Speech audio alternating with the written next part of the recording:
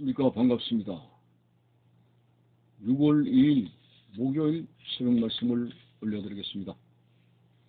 성경 본문 말씀은 마가복음 15장 1절에서 5절까지 읽어드립니다.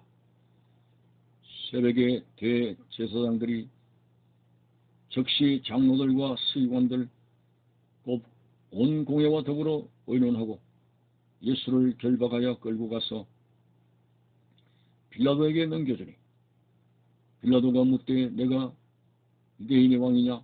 예수께서 대답하여 이르시되 내 말이 옳도다 하시매 대제사장들이 여러 가지로 고발하는지라. 빌라도가 또 물어 이르되 아무 대답도 없느냐? 그들이 얼마나 많은 것으로 너를 고발하는가 보라 하되 예수께서는 다시 아무 말씀으로도 대답하지 아니하시니 빌라도가 놀랍게 여기더라. 아멘. 예수님은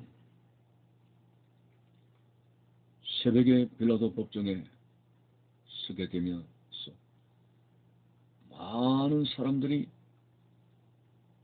예수님을 고발하는 모습들이 나옵니다. 3절에 보니까 대제사장들이 여러 가지로 고발하는지라. 사실 예수님께서는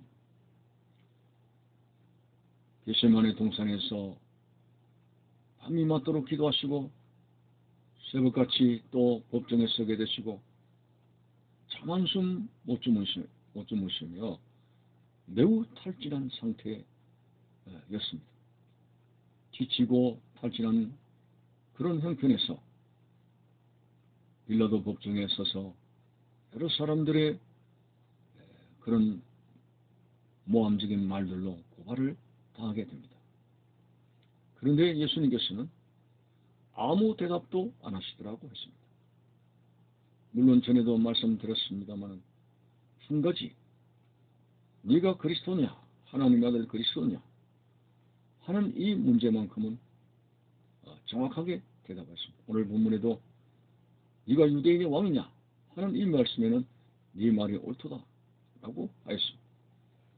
그 외에 예수님을 여러 가지 말로 고발하는 것에 대해서는 일체 대답을 안 하시고 한몫하셨습니다. 그래서 빌라도가 너무 당황하고 긴장하고 오히려 거꾸로 됐습니다. 빌라도가 예수님을 심문하는 것이 아니라 예수님이 빌라도의 인간 양심에 심문을 하시는 모습이 나옵니다. 예수님은 너무나 침착하신데 빌라도는 놀라워하는 모습이 나옵니다. 5절에 보니까 예수께서 다시 아무 말씀으로도 대답하지 아니하시니 빌라도가 놀랍게 여기더라. 아니 저렇게 온갖 말로 뒤집어 씌우는데 억울하지도 않느냐? 참 희한하구나. 놀라는 거죠. 이런 사람이 있느냐? 이렇게 빌라도가 혀를 내두릅니다. 참으로 예수님은 두려워서 침묵을 하시는 것이 아닙니다. 너무나 떳떳하시고 너무나 당연하시고 너무나 진실되시기 때문에 아무 흠도 없으시기 때문에 예수님은 인간들 앞에 결코 두려워할 이유가 없는 것이죠.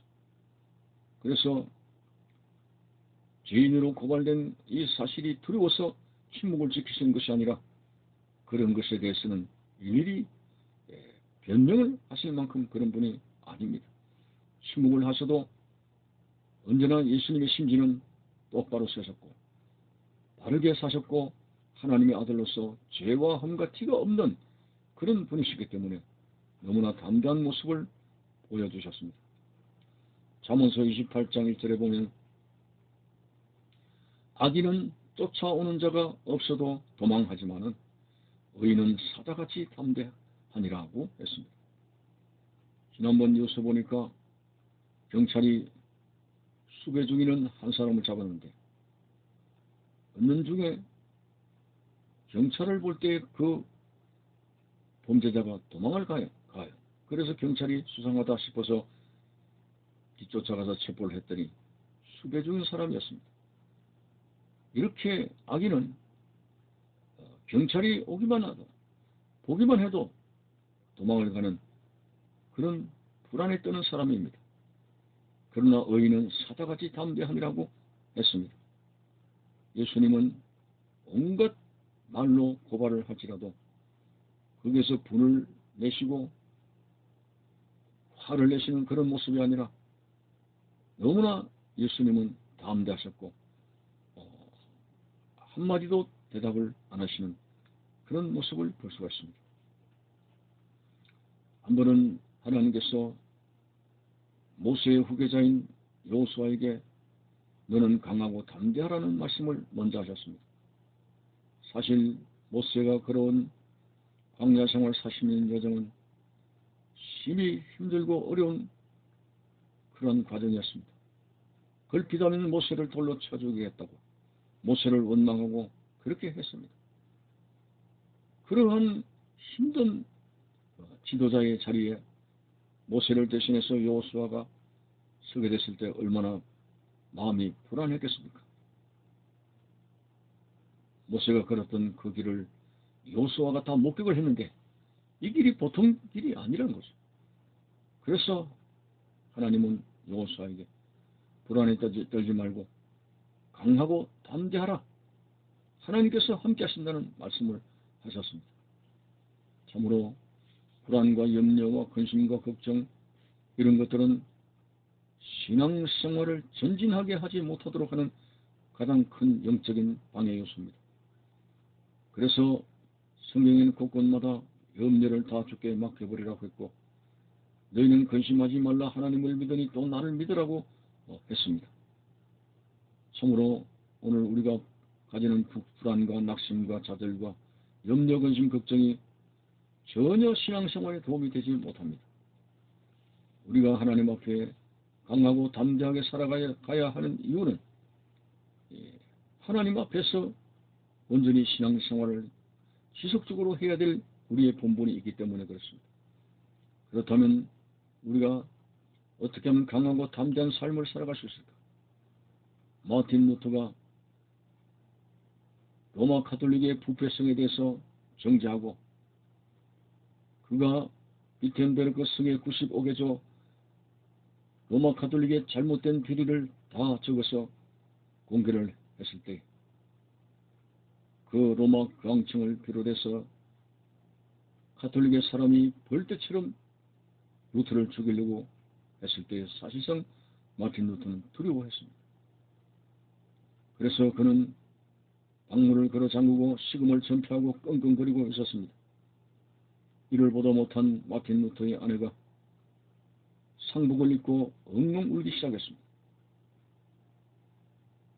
그 울음소리에 자신의 아내의 울음소리에 놀란 마틴 루터는 얼른 방문을 열고 누가 죽었느냐?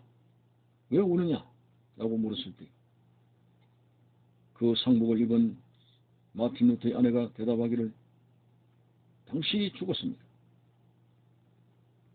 당신이 죽었기 때문에 두려워하고 하나님이 함께 하심을 믿지 못하고 있는 것이 아닙니까?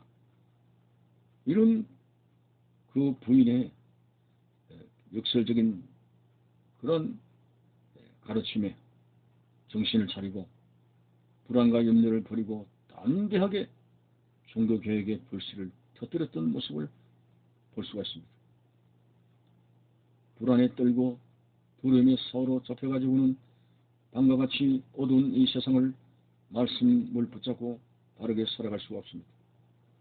우리는 오히려 어둠에 흡수되어서 이 대신 우리의 본분을 잊어버리고 세상 사람과 야합을 하게 되고 그들의 비위에 맞추어서 예수 믿는 것을 뒤로 숨기고 부끄러워하는 자가 될 수밖에 없습니다. 바울은 말했습니다. 나는 복음을 부끄러워하지 아니하노니 이 복음은 모든 믿는 자에게 구원을 주시는 하나님의 능력이 됨이라고 어떤 수치스러운 자리에도 돌맞고 매를 맞고 하는 그 자리에도 담대하게 나갔던 바울의 모습을 보면서 예수님께서 뭐라고 말씀했습니까? 사람들 앞에서 누구든지 나를 부끄러워하면 나도 이 땅에 올 때에 그를 부끄러워하리라고 하는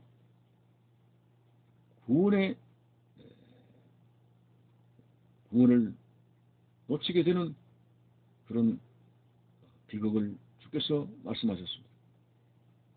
참으로 오늘 이 세상에 믿는 사람들이 다수라면은 우리 믿는 사람들이 즐겁게 신앙생활을 할 수가 있습니다만, 우리가 다니는 직장생활과 학업과 모든 환경 속에 믿지 않는 사람들이 다수입니다.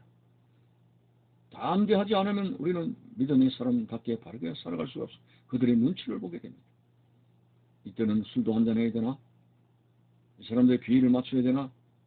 여러 가지 비굴한 모습을 가지고 진리를 숨기는 비겁한 신앙생활을 할 수밖에 없습니다. 참으로 담대해야 됩니다. 땅과 같이 어두운 세상 속에서 우리 주님께서 나와 함께 하신다는 사실 앞에서 나는 크리스찬이다. 크리스찬이기 때문에 이것은 하고 이것은 하지 말아야 된다는 분명한 선을 그으면서 믿는 사람답게 바르게 살아갈 수 있는, 내가 하나님을 두려워하냐 사람을 두려워하냐, 바울이 고백한 것처럼 우리는 하나님을 두려워하고 하나님 앞에서 진실되게 말씀을 붙들고 정직하게 살아갈 수 있는 온전한 믿음의 사람이 되시기를 바라는 것입니다. 감사합니다.